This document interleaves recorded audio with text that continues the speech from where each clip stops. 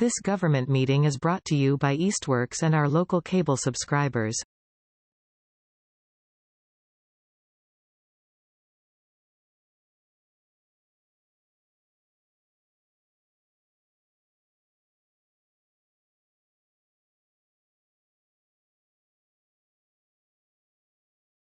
Good evening, everyone. Welcome to the Southampton Planning Board meeting for Wednesday, May 1st.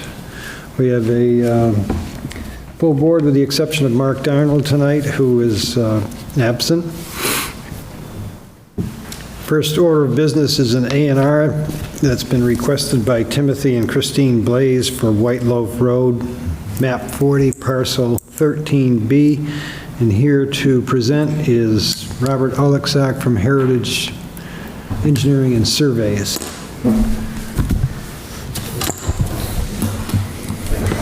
So this property is located on the easterly side of White Oak Road, and it's part of a trust. The owner information is Susan Cody. The co-trustees are Susan Cody and John Buda III. Susan's daughter and son we're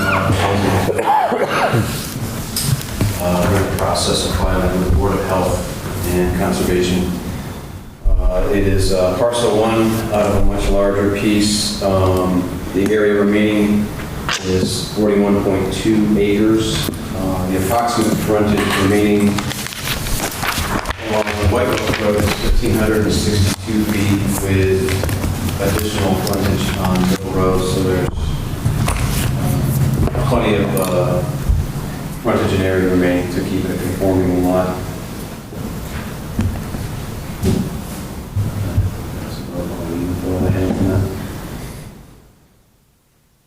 And then you were explaining the allowed a 30-foot right-of-way there for the neighbor. It's not a right-of-way, they just allow a 30-foot gap between the parcels to allow an abutter access to the back piece. Huge parcel. Any questions from the board? I think the only question, I just want to make sure this property isn't subject to anything like an A&R or any other conservation restrictions or anything along those lines. This is an application for an Sorry, I'm not an A&R. You probably mean an APR. Thank you. The applicants are filing with the Board of Health and Conservation. So I know they're in the process of dealing with anything to do with wetlands and... But there's a conveyance imminent within the family. Is that what you described? Yes. Okay. And I would guess this land is enrolled in chapter. That I'm not sure of. That would be something that you would need to have an attorney follow through scrupulously, because Southampton is no longer turning a blind eye and we're applying. So my job as a select person is liaison to the Board of Assessors, and we're trying to bring the practice up to meet the law. Right. So please follow the law. A family transfer is exempt, but you still have to file notice of the conveyance. So the assessor can sort out ownership, and if this were to continue, say in chapter, some chapter or another that it might qualify for, there's additional documentation for that. So that's all good. It looks like you're planning ahead. You've got a good amount of acreage to work with, but the fact that we endorse, not approve, the A&R plan does not relieve you from any obligations of title, including and not limited to the Chapter 61 lien and getting it sorted out between different members of the family as you convey. So thank you for your indulgence, Mr. Chair, again, because we're not dealing with planning board business. We're here to endorse an approval not required plan. And I've only just seen the paperwork. Does the chair swear and affirm that this meets all the dimensional requirements and so on in zoning so that we can endorse this plan? Yes, it does. Meets the frontage. I have no further questions. Yes, I'm not a surveyor, but I thought when you prepare these A&R plans on the fact you're creating a new parcel, that it is customary to provide the remaining dimensions and layout of the donor parcel. The entire, Yes.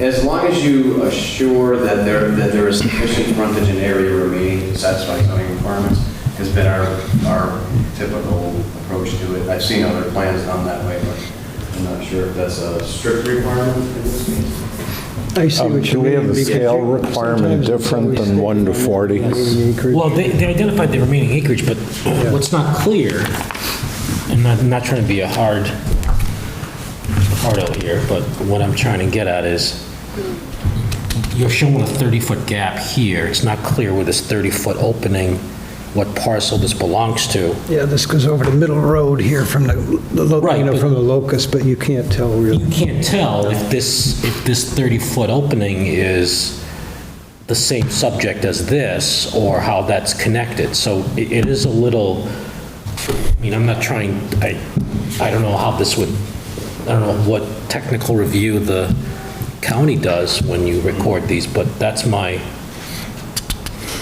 technical concern with this layout here. Probably make a note of that for the future. Especially, you know, we don't often see huge parcels like this broken up, but I mean, it would be helpful because we have seen it on previous plans where the remaining acreage is stated on the plan as well, outside of the notes section. So, for the record, the Lubeck and Susan Cody are the same owner for this Yes. lot as it surrounds this parcel you created. Yes, they're just carving out this part of it. Yeah.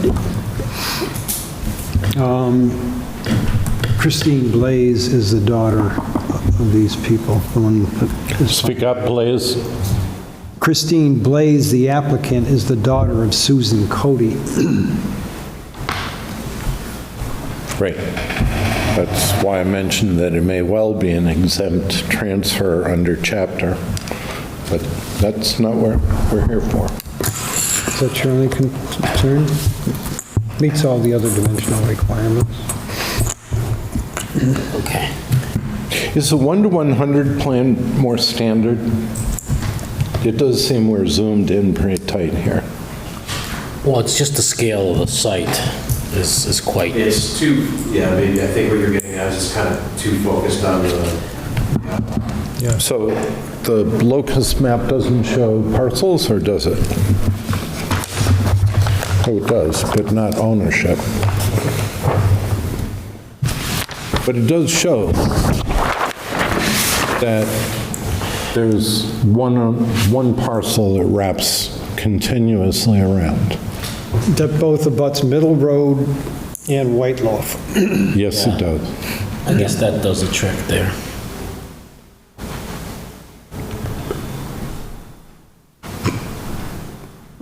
And always scale matters, so it has some scale, I'm sure. Looks like a topo map from here. Any other questions? Anybody want to move on this?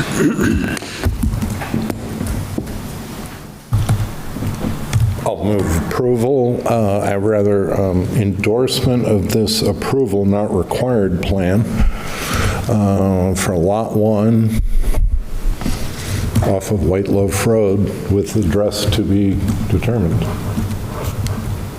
you have a second? Second.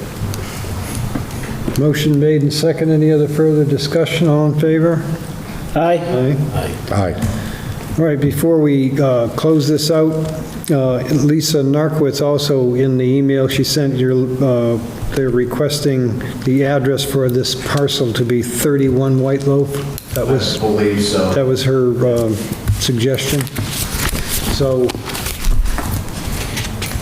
can someone make a motion that we I assign? move that we assign 31 this White Loaf? A&R lot 31 White Loaf Road. Second. Aye. Aye. Motion's made and second, all in favor, aye, aye, aye.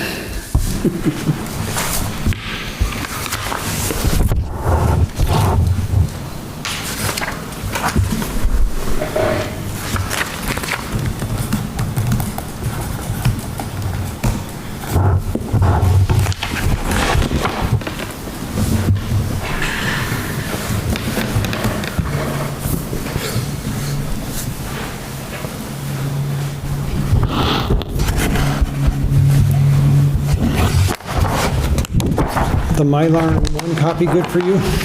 Or do you need? Whatever you need, Paul, is fine. I think, maybe two, if you could- I think we usually get. What do we got, one? I need 4. 1, 2, 3, Stephen's got one, so I can do one more for you.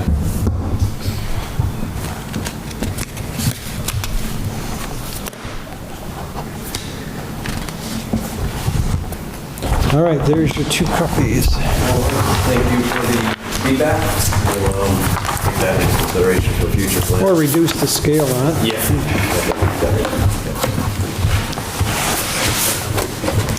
All right, thank you. Good luck.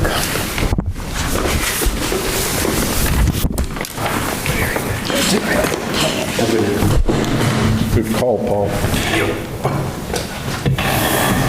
Okay.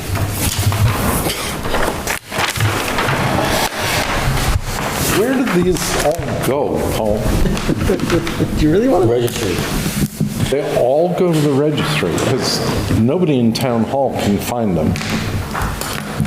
I know that, Paul, we had those filed upstairs, right, the copies usually? Yeah, Up in, second. up in the file, there's a file drawer that has A&Rs. Another drawer has subdivisions. Up in the file, Up in the workroom. up in the workroom, second floor? Okay. Thanks for sharing that. Okay, next on the agenda, we have a hearing for a solar installation for Denise Harriman on 97 Strong Road. Is someone here from Sunrun, is it? Did you bring plans with you or anything? This is what I have here. I know you guys. I had something, okay. All right. What was the last thing in this packet? So what? It's not a big plan to scale, huh? I didn't know what they said. I apologize. This is curious, but it there's- doesn't connect to anything. Oh, this is the solar proposal. Thank you. Then a copy of this, and just so I can share it with everybody, I'll be right back. Paul, it's right here, isn't it? Oh, Yeah, they got that. That's good. Is that the same one? What was your name, sir, from Sunrun? okay, here you go. What's your name for the record? My name is Rob Decker. Rob Decker, thank you. Okay. Just go to the podium and give me a minute because I have to read the notice. All right, so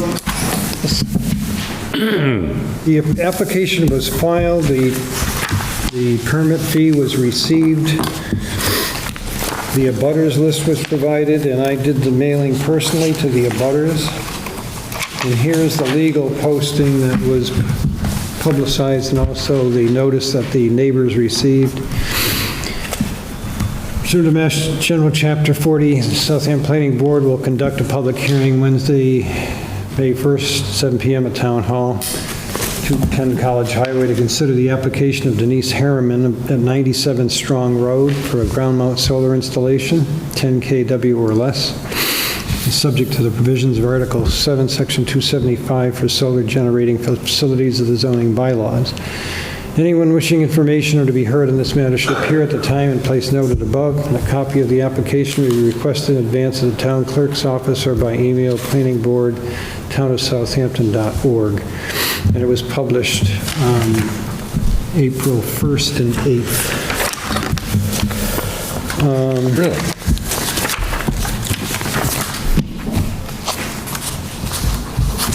Thank you, sir, for So, that Miss- background. I didn't get know your that it name, went but I back know you're to from this whole Sutton. month. Yeah, my name is Rob Becker. So you can give your presentation about what the Harrimans are planning to do? To a brown out off of White Wall Road. It's 36 panels, brown out. So it's about 22 feet long. Maybe.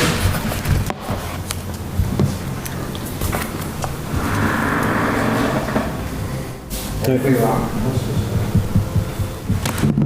Approximately 56 by 13. I think that's what I said, right? Yeah, so anyways, we're looking to install ground mount, approximately 40 feet from the road. It's on, We don't have the rest of that. We have this, but not this. third lot on 97 as well. Technical data. As well. Maybe about half of it on that other lot. All right, so before you go any further, that's what first thing I noticed. So is that over on somebody else's property That's her line? lot, she owns both 6 and 8. She told me I stopped by there earlier, and, Does she want to merge those two lots? no, she just wants to put the array over the 2 lots. Does she brought forward easement so as to encumber the other? That's what I said, that she probably would have to do, would have to have an easement, granting that, I don't know, it's your project. Yeah, that's what I'm assuming, that it would be required. So there's no existing building on that other parcel? Right. Right now, she owns both of them, huh? She owns all 3 parcels there. Okay. Yeah, some arrangement would have to be made, I would expect, if in the future she wanted to sell that. Exactly. They just been, they're 97 strong, I'm sorry, you've had this for a month, Mr. Chair, and I regrettably am not up to speed on the regulations. Is this something we can actually consider, given that it spans 2 parcels? Well, I think that's a legal question, to be quite honest with you. She owns the property, even though the property is divided, she's the owner of both of them. Yes, that's what I understand, although it's still a little thin on the details. There's nothing in our zoning bylaw that says anything about the property other than that it... Well, that was the question. I'm not familiar with the zoning bylaw for ground-mounted solar. We've done a few of these over the years, and the main contention from most of the people that, obviously there's no concerns here, but most of the neighborhood people that showed up in prior ones were, they wanted to make sure that it was far enough away from their property line. Some of them, we have the opportunity to condition on screening it, not to block out any of the sunlight, but to screen it from a neighbor if someone thought it was offensive, or soften the blow of the installation. But for all intents and purposes, there hasn't been, and I was looking over the bylaw again this afternoon. How would the assessor divide the value of this improvement between the 2 lots? Something I can't answer. That would be a question for the assessor. I have a problem with this without some additional property interests being, established for this very expensive piece of infrastructure. That may be beyond our reach, but maybe just as a good citizen, I would suggest that there's something more that needs to be researched here. If I may add, if you read the letter of the offsets, these two Any lot parcels- line, What's that? any lot line. That's my point. It's any lot line. It's not, who cares who owns it? Yeah, that's, I It's knew the it was letter. that simple, yes. This doesn't work at all. So what would you like to see? Merge the two lots, Merge the two lots into one?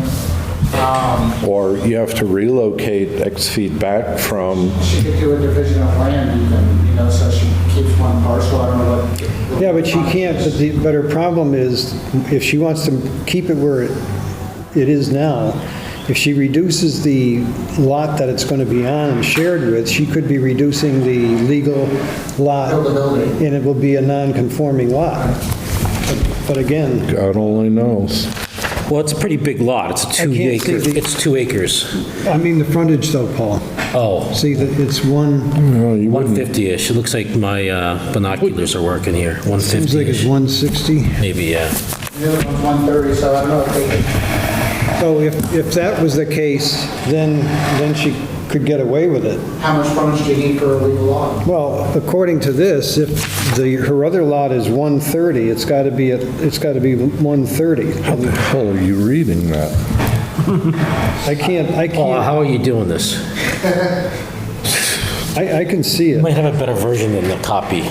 You have an Yeah, original. I can see the lot to the left is 130. And the other one looks to be 160, 180? I can't tell. 160 is my guess. We have a better plan somewhere? Yeah, Great. the lot requirements may actually be recited in the upper right-hand corner, but that, again, exceeds my vision.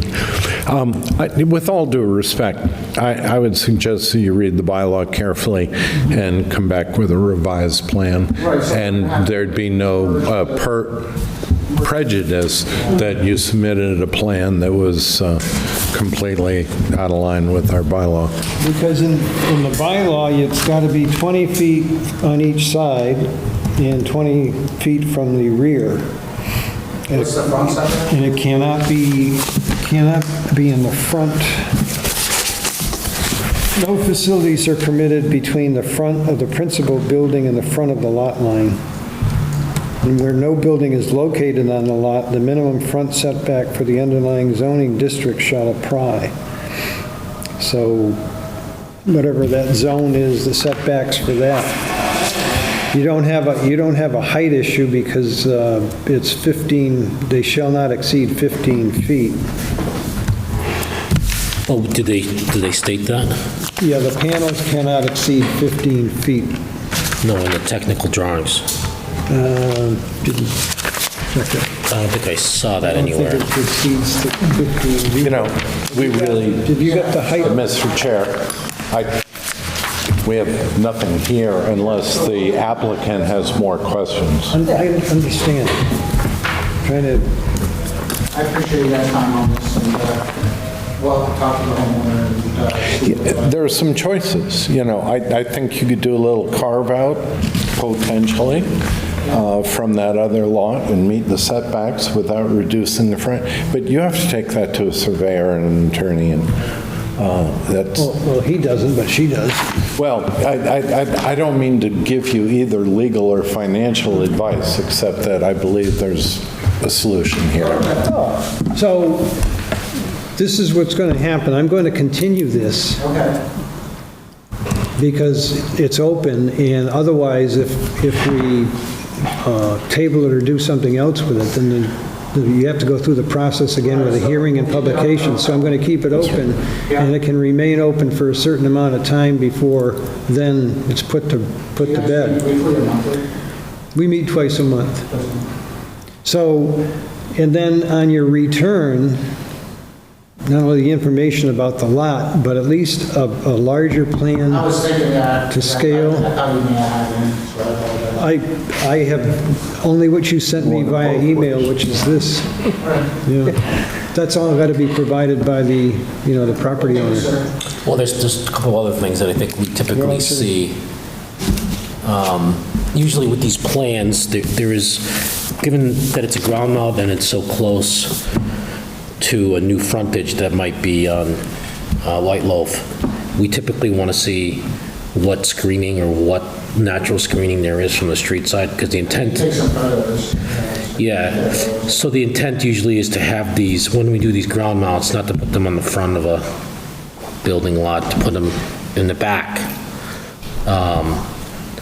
And there were other applicants in town that had similar proposed ground mounts, which needed to go through those steps to verify that there is going to be proper screening and whatnot. Even though notices went out, those are still screening requirements that I believe are in the bylaws. Do you want to, have you got a pen there handy? If you were to flag the top of the panel alignment through that woodland, take a picture from the street frontage, be able to dimension that.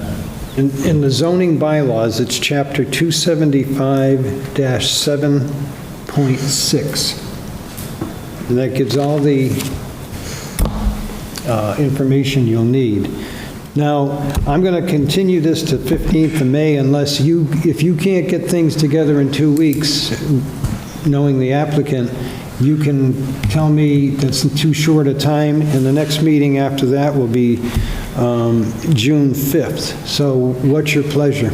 May 15th, and then we'll just, I'll come back. Okay, so here's the deal. If you cannot make the May 15th meeting, I need an email from yourself or Ms. Harriman requesting that we extend that to the following date I just gave you, June 5th. All right, But I have to know prior to that, excellent. Thank you, sir. all right? How much prior do you need to know that? Is that for public notice, or is that just No, before no, we just- open? Just, Yeah, okay. So we can deal with that agenda item that night. Yep. and if I know beforehand, Stephen, that night of May 15th, I can say I received an email from the applicant requesting an extension to June 5th. Great. Great. So, before you leave, I'm going to ask for a motion from the board here to continue this to May 15th. Make a motion to continue this hearing until May 15th. Second? Motion made by Paul and seconded by Stephen. Any other further discussion? All in favor? Aye. Aye. All right, thank you. All right, thank you. Have a good evening. All right.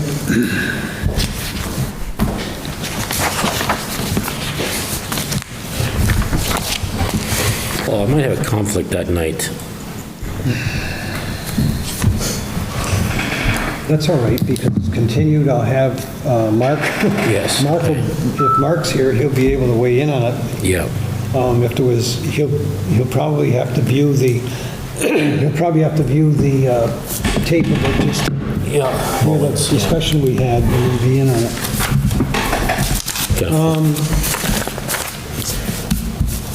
Committee reports or any other reports of, The annual town meeting, should mention that, it's coming up on the 7th. we have one warrant article that I'll present about that table of use that got omitted from the last,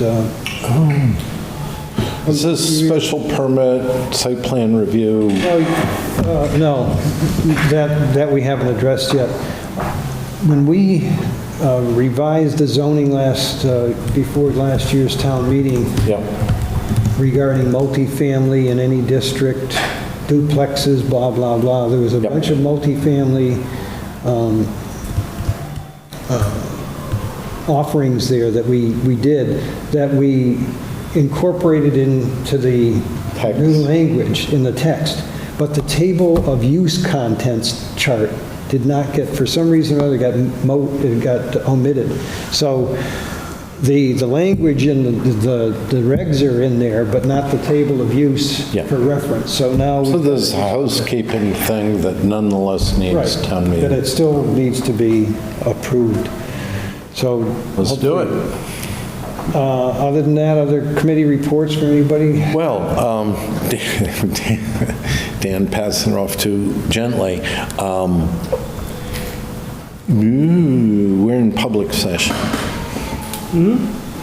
On the town meeting warrant is the issue about acquisition of 125 College Highway, the entirety, for a public safety building and other municipal uses, or other uses, really. It's not limiting in that way. It's a 54 to 56 or 7-acre tract, and it provides the town a wide variety of opportunities beyond just public safety building to advance housing and small-scale commercial development, mixed use, in other words, right in one of the town's developed centers. And so I wanted to speak strongly in favor of this. I know the board has, in furtherance of this idea, thanks to your leadership, Chairman Paul, determined that the town will submit a letter to the city of East Hampton exploring commitment from them about connecting to the public sewer. So is that going to be done? Is that in the works by the select board or the? I understood your writing to be that you were initiating. However, I did send a friendly email to the mayor, who I've had an ongoing dialogue with about affordable housing. And so I just said, love to connect with you. I was making a familiar contact, not an official contact. Because that goes along with Richard Harris's. Yes, the outline that he provided, I think, is excellent. Yeah. And I think that that's largely reflected in our expression of interest for planning and zoning grant. We have so many different things going, I may confuse the categories. Chris Fowles and Sierra Simmons? Yes. We're working on that proposal, and we got feedback. It's in the one-stop program. It's a special bucket, and so we've been encouraged to go ahead with the full proposal. That would fund the feasibility study. So moving forward with this expression of interest, qualified commitment, gung-ho, yes, we'll sign you up for the 25-year capital improvement program, whatever it looks like, it would be nice to get specific with the city at this point. Would you be interested, Paul? I know you're a busy guy, but any chance you could send me like a draft of a letter that I could send to the city of East Hampton, mayor, the planning board? It would go to the city engineer. The city engineer, asking what their commitment would be for sewer capability along the College Highway corridor there, from the East Hampton line to... What's their capacity and what might a commitment look like? I don't know the technical language. Well, I mean, we just want to tread lightly and not make the assumption. Really, we need to know where they stand today, because if they can connect 2 new businesses, not 4 new neighborhoods, we need to understand that out of the chute. So, I spoke to the city engineer about this before. Yeah. And he's not there anymore. He left the city. He went out east. Okay. So these Current engineer has it on his radar and referred me to the water and sewer guy, and I didn't pursue it because there's no current engineer. He left. So Dan Murphy was the person you probably spoke with. Yeah. He's not there anymore. Oh, damn. However, Diane Rossini, who worked with him, she might be stepping up to the plate to be the city engineer. Now, there's actually a town resident that is the DPW superintendent who's in charge of sewers. A Southampton resident. Greg Nuttleman. Greg Nuttleman No. Is it a conflict? No. It's a benefit. No, not at all. Someone you know. Yes. Now, to be clear, when I spoke with Dan Murphy a couple of years ago, there's significant capacity on rail trail that they installed sewer there. There's no capacity on Route 10. Yeah. So that's That's what I understood. not, there's no tie-in. Yeah, you know, Wamelco Way, which is the gap between the two, is short, but, no, I understand. And simply looking at the topography of our town, it is apparent to me as geomorphologist that it would be 3 times as expensive to go up and down along Route 10 with all the concurrent disruption, as opposed to combining it with construction of the rail trail. Though they might need to be adjacent, not coincident, all to be determined through this planning grant. So there's a slew of things that need to be reviewed, Yep. including the rail banking that has any restrictions on sewer. See, yes, I agree. I'd frame the question a little differently, but that's still open. I don't I think see it's one. silent. I think it's silent. So that- Nothing inconsistent with returning to rail. And for the purpose of providing recreation principally. But the ancillary stuff seems to have ample precedent. But you're correct, that still needs to be addressed. And we need a specialist in rail banking. So there was I think there was a feasibility study that was done about 10, 15 years ago on the sewer front. Do we have that? Are we aware of that? What do you mean, the sewer fund? Here? Paul? For here? Yes, for Southampton, not a sewer fund, but a feasibility for a sewer installation to be installed. You know, I'm too new in town, I've not heard of that. What is presently in place helps low-income landowners replace failed septic systems, and that's a Band-Aid where we don't really have adequate soils. I'm going to reach out to someone that used to live in town that might be familiar with this. Italian Bond do that? No, I think it was done by another consultant. But wouldn't Pioneer Valley Planning have it in their library? No, probably not. Really? Okay, that's not in there. That's not in their wheelhouse. If they didn't get paid, they They didn't don't get, start. yeah, then it's not done. There's a company called Kleinfelder that I believe did the work. Doesn't have sewer work. And I remember hearing about it. I don't think I saw it, but there was a significant amount of legwork that was done to develop this document that the town paid for, is my understanding, which has a lot of work discussed about where the sewer needs to go. So someone should look into that. Would Randall have anything on that? Maybe we ask Randall if he knows anything about that. Not the water department, because they only deal with...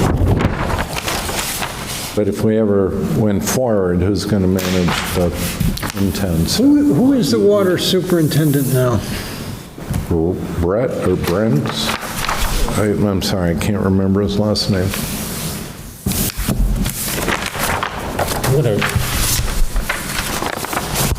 Any other reports of committees or information planning related you want to share? Oh, yeah. What can I say?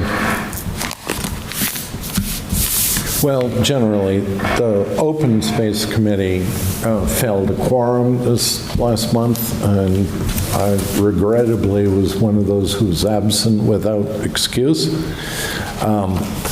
Nonetheless, the Mountain Waters Project with Kestrel goes roaring ahead, and we've various different offices in the town building have been signing off on contracts and changes of ownership, chapter land, a whole slew of things.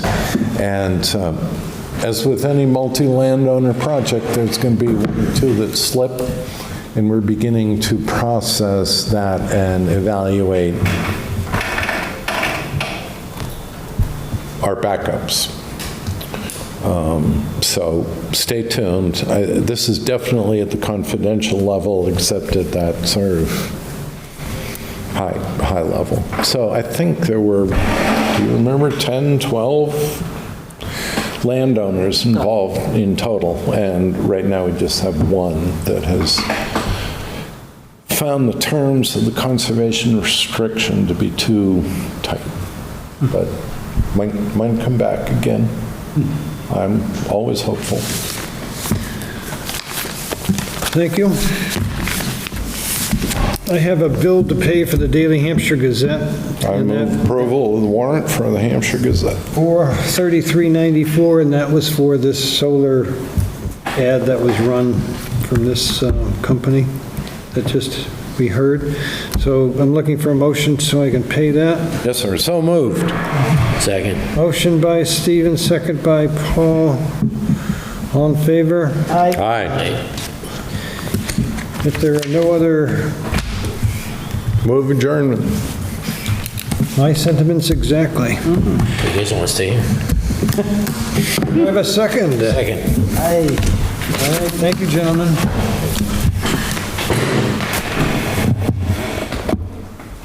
Oh, it's hard to keep a secret.